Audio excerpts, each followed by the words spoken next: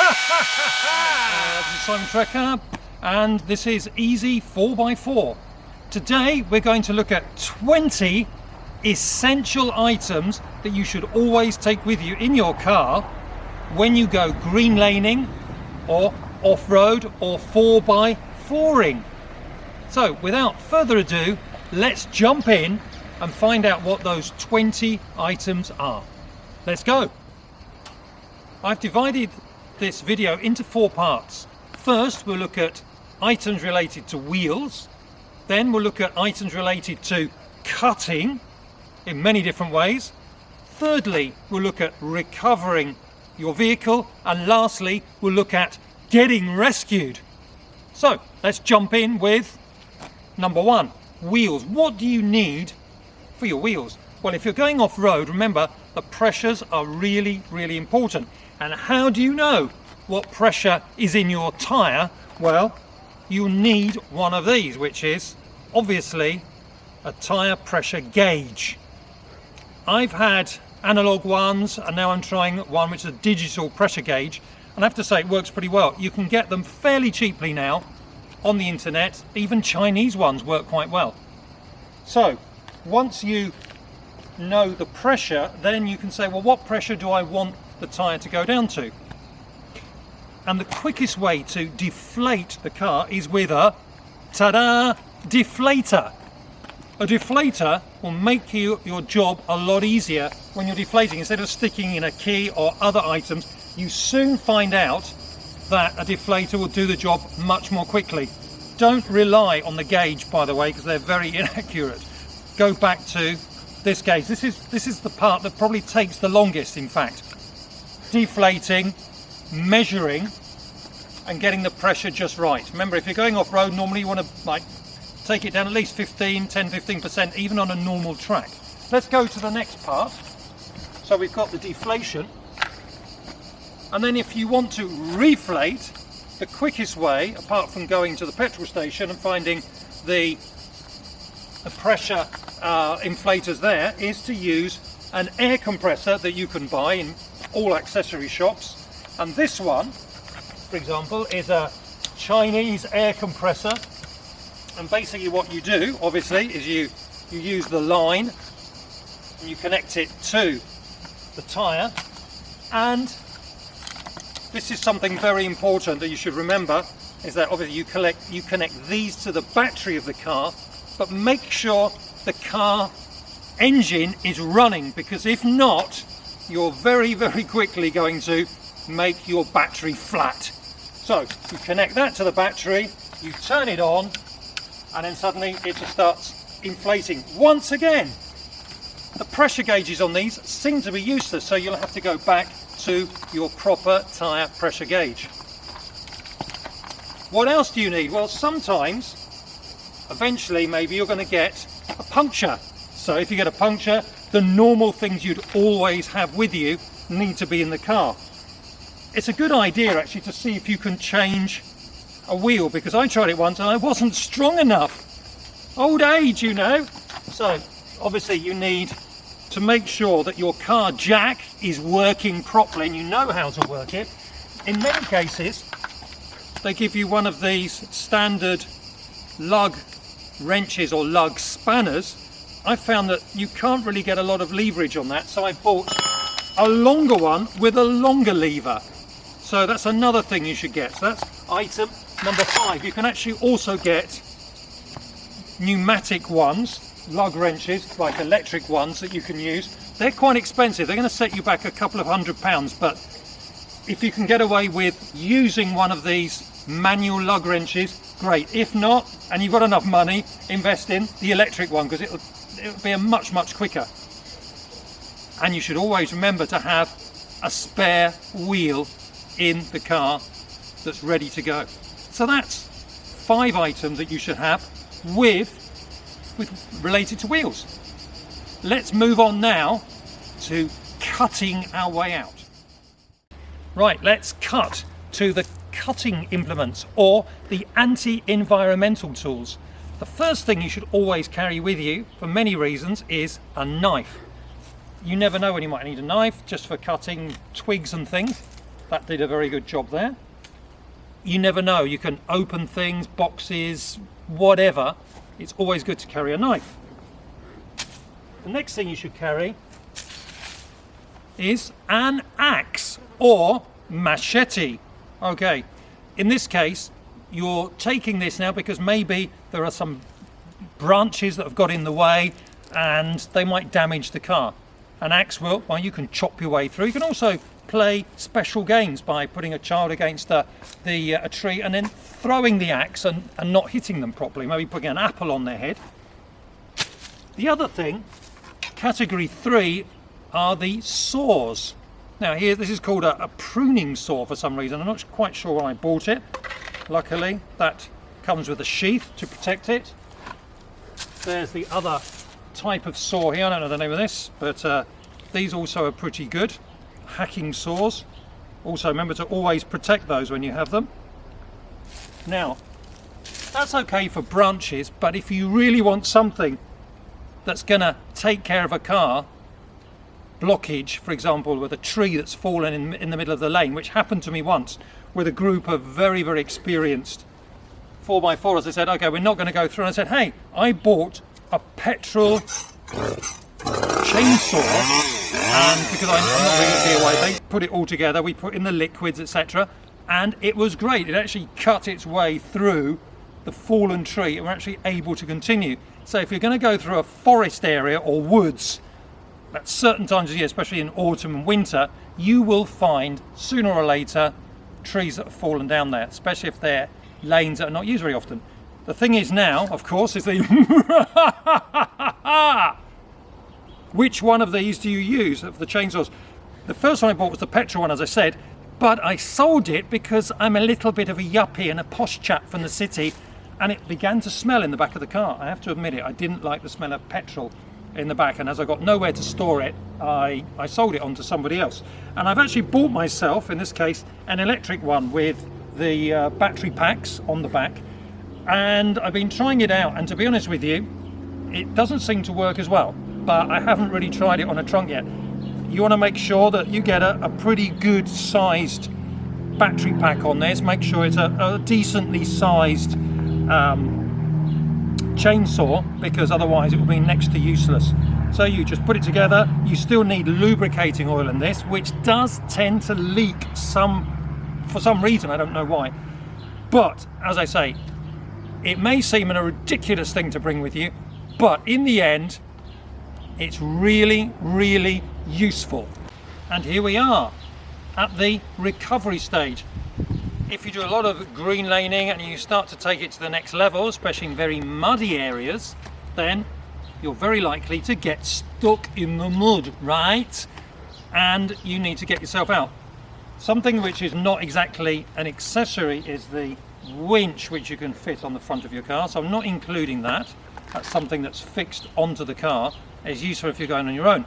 If you need someone to pull you out, and this has happened to me once, is you need a snap strap like this one, which obviously one of the loops here goes onto the recovery point, and to fix it onto the recovery point you need what are called shackles. Now these days people prefer these ones which are made out of rope.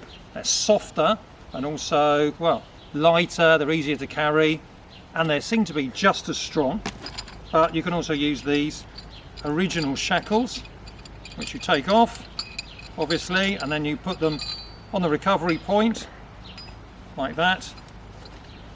You put the bolt back in, and hey presto, you've attached it. And then you do the same with the other car and it pulls you out. These should be obligatory on any car that goes out if you go off-road laning. Put it into a nice bag to keep it nice and neat in the car.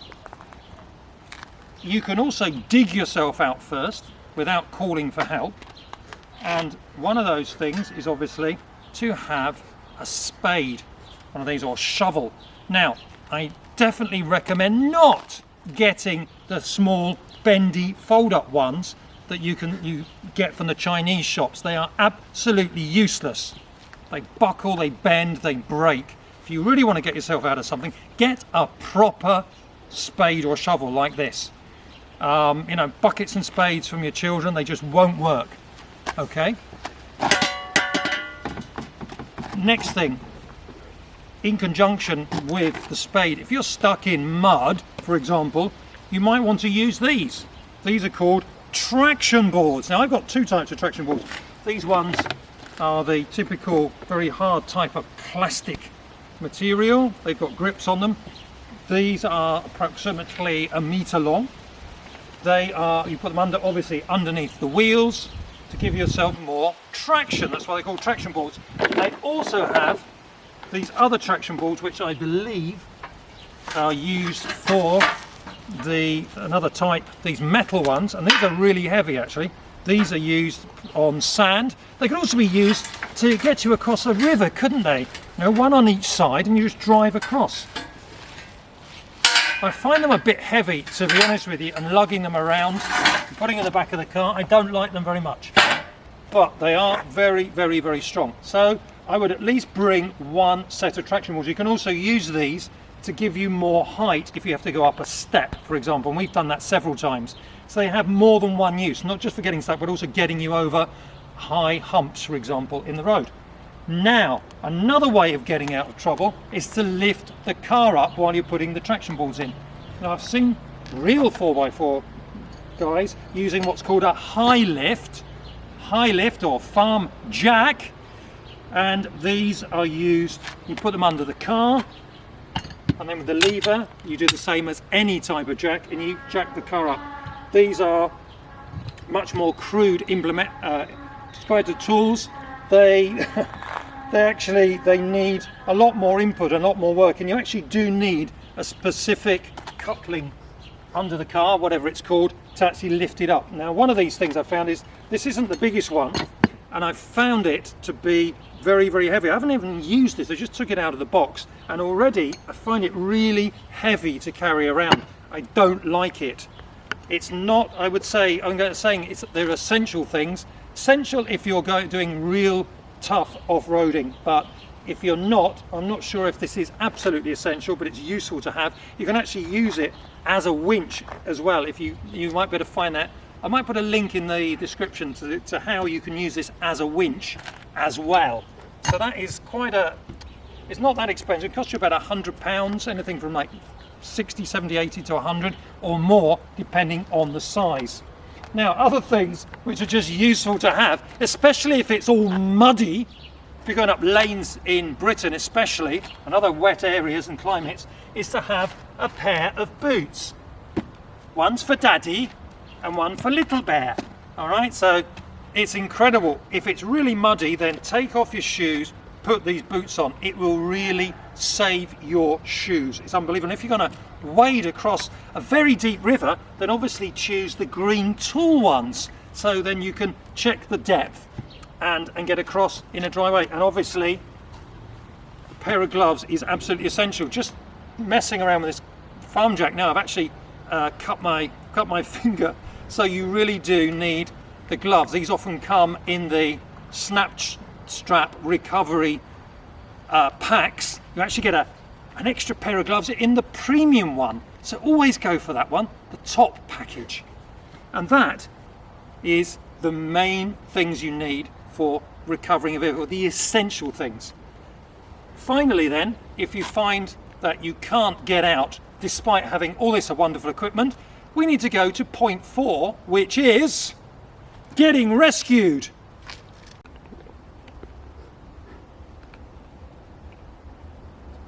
Wow, this YouTube stuff is really thirsty work, and especially if you're here stuck in the countryside, you can't get out.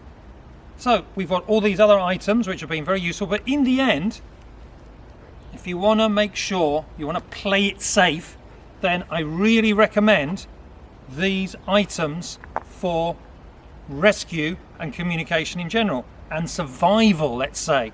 So the first thing, obviously, bring some extra water and maybe some energy bars. It seems ridiculous, but if you're actually adventuring out on a day, you're going into the mountains, if you have any, you may just get hungry and thirsty. It's just a nicer thing to have, isn't it? So don't expect to just say, oh, it's just a quick 1 hour run. Sometimes 1 hour can turn into 5 hours. You can see lots of stories on the internet about that, and you really will want some water and something to eat, an energy bar or some fruit or something. The next thing you need, and you should always have, and you probably might need to have it legally in your cars, obviously, a first aid kit with all the absolutely essential things, the bandages and everything, little plasters for those little accidents that we have, which will sooner or later happen. So you might use one of those at some stage, but always have a small first aid kit. The next thing, oh, here's the jerry can for extra water if you're extremely thirsty. The next thing then is communication. So let's have a look at communication. And one of the things that people talk about when they get really enthusiastic about going 4x4ing, and some people say this isn't essential, but if you're going out with a group of other guys in a 4x4 group, it's really good fun to use your CB radio. Here you can see we've got, just to give you an idea, it took us a little bit of time to see which one to get. This is a magnetic one. You just stick it on here and you can pick it up and take it off. And this unscrews, okay, like that. And this one is about 75 centimeters. It's a good idea also to put it on the roof, but that's for another video. You can see videos about the best thing. This is good enough if you're in a group of 4x4 people. This will give you several kilometers, in fact, so you have enough. This is the smallest and cheapest one, and it works great. All we do, the line goes through the engine into the cabin, and we just connect it up, and we just stick this down the side of the seat. It works fine. You don't really need much more than that, really, except obviously if you're going into the outback or other areas where there might not be any other way of communication. Also, if you might want to take walkie-talkies. For example, if you're with a group of people and they don't all have the CB radio, walkie-talkies are great. These can give you coverage up to like 4 kilometers or something weird like that. Very easy to use, rechargeable. If your kids are out in the woods or something, you send them out, or someone wants to say, I'm going to just check up the road and see if I can find help or something, because I don't know if that man's going to come back or not, then give them a walkie-talkie to be able to communicate with you. These work really great, and they're actually very, very, very cheap. The other thing then is illumination. You never know what time of night it's going to be, or if you need it to see if you have some sort of damage in the car. There are different types. You've got the normal ones like this one that got 2 or 3 different types of lighting. They're extremely good. And also got these ones that are like security torches, which actually say that they protect you against all sorts of criminals and wild animals. When they attack you, just shine it at them and they run off like this because they've been glared and blinded, etc. So this is also a very, very good thing to have. And of course, everyone these days brings, I hope, their mobile phone. Make sure you know when you're going to a certain area that you will have a signal that you're covered in that area, and also that you have a charger and a charging point inside the car to be able to charge it up. If you're following the map on here, most of these can normally follow one of the satellites without being connected to mobile data, but some people would say that you should also bring a map of the area. I don't actually bring maps anymore. Those type of maps where they also have the land and everything. So I don't even know what they're called now. So bring a mobile phone. And last, one bonus extra item which you might want to bring with you is a signal flare. If it all goes wrong, no, you can't fix the car, you can't communicate with anyone, and the person you sent up the lane has been gone for a couple of hours, and you know that they've probably been massacred or something. The best thing to do then is to send up a signal flare up into the sky like they do for aeroplanes and everything. So they're quite cheap. You just shoot them up there and then you wait till someone comes to save you. So that's it then. We looked at 4 areas of items that you should bring when you go off-road. 20 very useful ones. Remember, related to wheels, related to cutting, related to recovery, and finally related to rescue and communication and safety up to a certain point. So, if you've enjoyed this video and you found it useful, then please give it a like. Subscribe also, even if you're never going to come back again, because it's really helpful to us. And hit the notification bell, and I'll see you very soon for more very, very interesting videos for beginners to the 4x4 world. See you very soon. Bye bye.